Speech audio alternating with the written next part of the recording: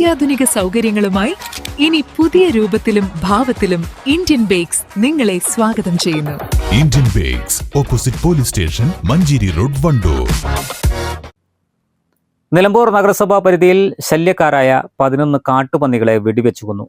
അംഗീകൃത ഷൂട്ടറായ പത്തപ്പിരിയം സ്വദേശി അഹമ്മദ് നിസാറാണ് കാട്ടുപന്നികളെ വെടിവെച്ചു കൊന്നത്.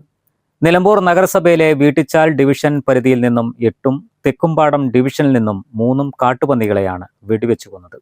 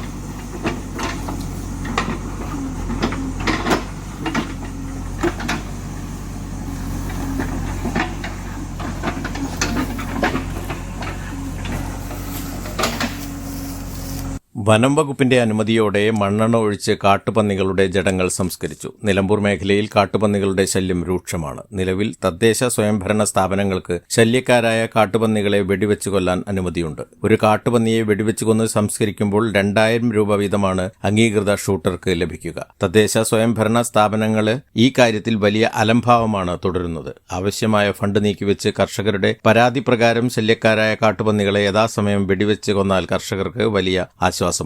ജനരോഷമുണ്ടാകുമ്പോൾ മാത്രമാണ് പലപ്പോഴും തദ്ദേശ സ്വയംഭരണ സ്ഥാപനങ്ങൾ കാട്ടുപന്നികളെ വെടിവെച്ചു കൊല്ലാൻ തയ്യാറാകുന്നത്. News bureau, Nilambur. സ്വപ്നങ്ങൾ സാക്ഷാത്കാരമാകുമ്പോൾ സന്തോഷങ്ങൾക്ക് അതിരുകളില്ലാത്ത ആനന്ദം. Mayuri golden diamonds, Kalikavu road, opposite town square, Wandoor.